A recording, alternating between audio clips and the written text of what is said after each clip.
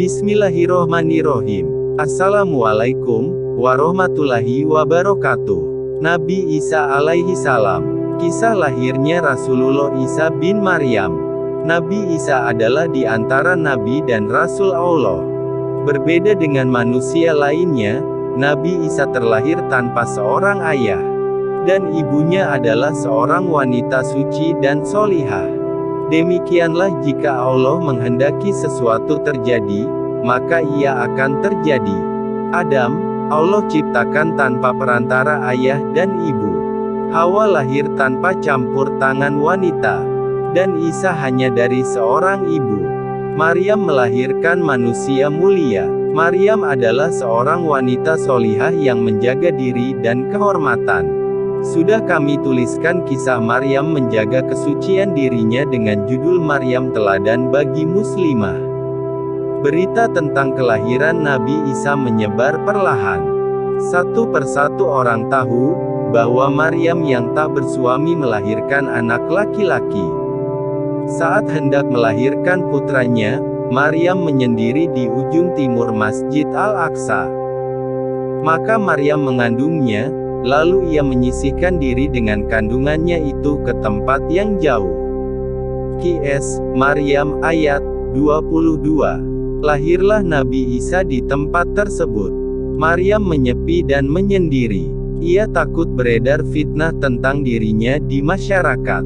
Tentu mereka akan bertanya dari mana ia peroleh anak itu. Mana suamimu? Apakah dari zina? Siapakah bapaknya? Dan tuduhan lainnya. Ia takut akan semua gunjingan itu. Peristiwa ini sangat berat baginya. Seorang wanita tak akan tahan jika kehormatannya dijadikan hina. Maryam adalah wanita sidikah, ahli ibadah. Ia mengabdikan diri di tempat yang suci, di tanah yang mulia dan kudus. Disebutkan, keluarganya pun menanyakan tentang putranya. Tentang Isa bin Maryam, mereka bertanya, apakah bisa tanaman tumbuh tanpa benih? Bisa. Siapakah yang pertama menciptakan tanaman? Jawab Maryam, retoris. Mereka kembali bertanya, bisakah pohon tumbuh tanpa air? Bisa. Siapakah yang menciptakan pohon pertama kali? Jawab Maryam. Mereka bertanya lagi untuk yang ketiga kali, bisakah seorang anak lahir tanpa seorang ayah? Maryam menjawab, bisa. Sesungguhnya Allah menciptakan Adam tanpa ayah dan ibu. Mereka pun diam. Keluarga Maryam adalah orang yang mencintai dan mengenalnya, mereka pun tetap mempertanyakan. Timbul sebersit rasa di hati mereka. Lalu bagaimana pula dengan orang-orang yang jauh, orang-orang fasik? Apa yang akan mereka katakan? Manusia dalam keadaan Nabi Isa ini terbagi menjadi tiga. Pertama, orang-orang Yahudi. Mereka menuduhnya sebagai anak zina, karena menurut mereka Maryam berzina dengan Yusuf An-Najjar. Kedua, orang-orang Nasrani. Mereka menganggap Isa sebagai anak Allah, dan Maha Suci Allah dari yang demikian.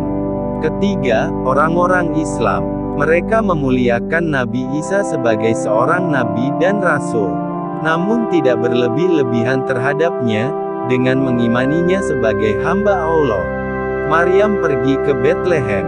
Saat sampai di sana ia berucap, aduhai, alangkah baiknya aku mati sebelum ini, dan aku menjadi barang yang tidak berarti, lagi dilupakan. Qs. Maryam ayat 23. Ia berharap seandainya mati, karena beratnya keadaan. Lalu Allah menghibur Maryam dengan, maka menyerunya dari tempat yang rendah, janganlah kamu bersedih hati, sesungguhnya Tuhanmu telah menjadikan anak sungai di bawahmu. Dan goyanglah pangkal pohon kurma itu ke arahmu, niscaya pohon itu akan menggugurkan buah kurma yang masak kepadamu, maka makan, minum dan bersenang hatilah kamu. Qs. Maryam ayat 24-26. Para ahli tafsir berbeda pendapat tentang siapa yang menyeru Maryam dalam ayat ini. Said bin Jubair, Ad-Dahak, Amr bin Maimundal menyatakan bahwa itu Jibril. Mujahid, Al-Hasan, menyatakan bahwa Nabi Isa berbicara kepada Maryam. Ia menghiburnya, "Wahai ibu, janganlah bersedih." Sang anak menunjukkan bahwa kelahirannya adalah mukjizat dan karunia dari Allah. Maryam pun menjadi tenang. Maryam bertemu kaumnya. Setelah merasakan ketenangan, Maryam pulang dan bertemu kaumnya. Mereka berkata, maka Maryam membawa anak itu kepada kaumnya dengan menggendongnya. Kaumnya berkata, "Hai Maryam, sesungguhnya kamu telah melakukan sesuatu yang amat mungkar. Hai saudara perempuan Harun, ayahmu sekali-kali bukanlah seorang yang jahat dan ibumu sekali-kali bukanlah seorang pezina." Qs. Maryam ayat 27-28. Berbeda dengan keluarganya yang mempertanyakan keadaannya, orang-orang fasik langsung menuduh Maryam. Mereka cerca Maryam dengan telah melakukan sesuatu yang sangat mungkar, yakni perzinahan. Mereka bawa-bawa kedua orang tuanya yang baik-baik, agar Maryam semakin malu. Mereka tuduh Nabi Zakaria lah yang menzinainya. Tanpa pengadilan, mereka hakimi Zakaria dengan membunuhnya. Di antara mereka juga ada yang menuduh Yusuf An-Najjar, sepupu Maryam, adalah bapaknya Isa. Isa, bayi yang penuh berkah. Maryam mengetahui, anaknya mampu berbicara dan bersaksi untuk mereka. Ia pun mengatakan, maka Maryam menunjuk kepada anaknya. Mereka berkata, bagaimana kami akan berbicara dengan anak kecil yang masih di dalam ayunan? Qs. Maryam ayat 29. Isa memberikan jawaban dan persaksian, membantah tuduhan keji yang dilemparkan pada ibunya. Berkata Isa, sesungguhnya aku ini hamba Allah, Dia memberiku Alkitab Injil, dan Dia menjadikan aku seorang nabi. Qs. Maryam ayat 30. Kalimat pertama dari lisan Isa menegaskan bahwa dia adalah hamba Allah, bukan anak Tuhan. Sekaligus juga membantah tuduhan kaumnya terhadap ibunya.